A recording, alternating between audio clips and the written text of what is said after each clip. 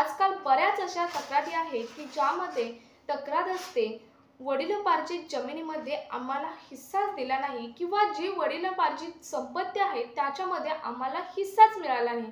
अशा बऱ्याच तक्रारी न्यायालयामध्ये आहेत किंवा त्याच्यावर केस ही किंवा खटले सुरूही आहेत।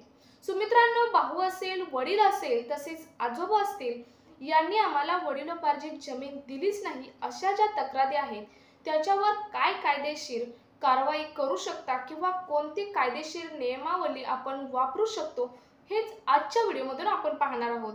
सो तुम्ही जर आपल्या चॅनलवर अजूनही नवीन असाल तर चॅनल सबस्क्राइब करा, शेजारील बेल आयकॉन प्रेस करून ऑल नोटिफिकेशन सिलेक्ट करा, म्हणजे तुम्हाला रेग्युलर नवनवीन अपडेट किंवा फायनान्शियल नवनवीन अपडेट पोहोचत राहतील। नमस्कार, मी Poonam, one of the financial advisor, आणि स्वागत करते मी माझ्या न्यू अपडेट विथ पूनम या यूट्यूब चॅनलवरती।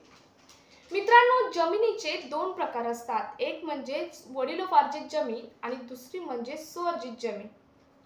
सो मित्रांनो, वडिलोपार्जित जमिनीवरती घरातील म्हणजेच परिवारातील प्रत्येकाचा समान हक्क असतो, मग ते मुलं मुले असतील किंवा घरातील कोणताही सदस्य असेल तर त्याचा समान हक्क असतो।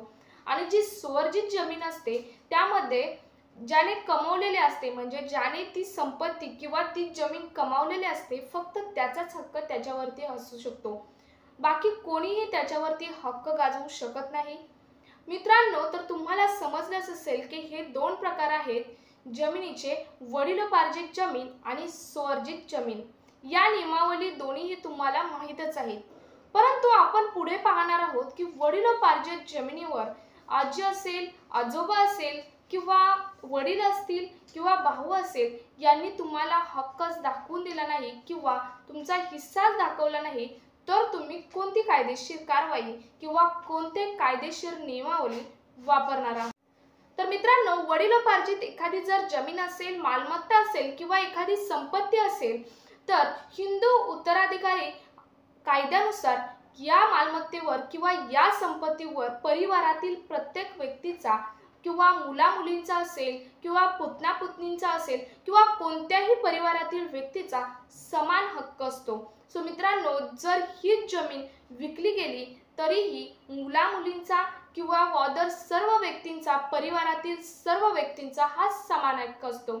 आणि जर समजा ही जमीन जर विकली गेली आणि तुम्हाला त्या संपत्तीवर हिस्सा दिला नाही तर तुम्ही न्यायालयामध्ये कायदेशीर कारवाई करू शकता किंवा या जमिनीवर खटला हात दाखवू शकता।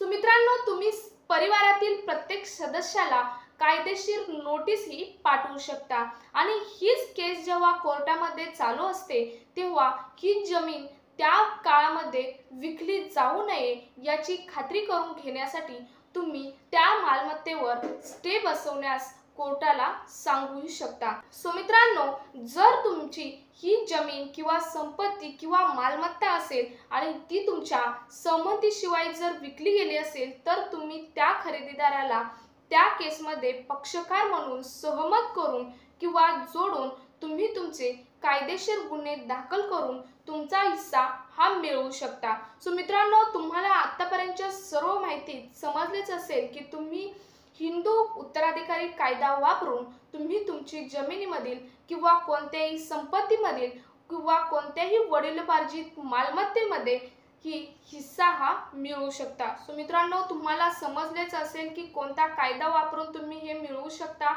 किंवा तुम्ही जर असे झाले किंवा म्हणजे जमीन जर तुमची विकली गेली किंवा कोणतीही संपत्ती असेल ती कोणतीही संपत्ती विकली गेली तर तुम्ही नंतर कसे मिळवू शकता किंवा कोर्टामध्ये केस चालू असताना तुम्ही ती जमीन किंवा ती संपत्ती किंवा ती मालमत्ता विकली जाऊ नये त्या काळामध्ये त्यासाठी तुम्ही काय करू शकता, कसा स्टे बसवू शकता याची सर्व इन्फॉर्मेशन आपण आजच्या व्हिडिओमधून पाहिली आहे। सो मित्रांनो, अशाच इन्फॉर्मेटिव्ह व्हिडिओसाठी आत्ताच आपलं चॅनल अजूनही सबस्क्राइब केलं नसेल तर सबस्क्राइब करा आणि जास्तीत जास्त ठिकाणी असे इन्फॉर्मेटिव्ह व्हिडिओ शेअर करा, सर्वांनाच याची इन्फॉर्मेशन मिळेल। सो मित्रांनो, तोपर्यंत स्टे हॅपी, स्टे हेल्दी, भेटूयात पुढच्या व्हिडिओ समवेत। तोपर्यंत जय हिंद, जय महाराष्ट्र।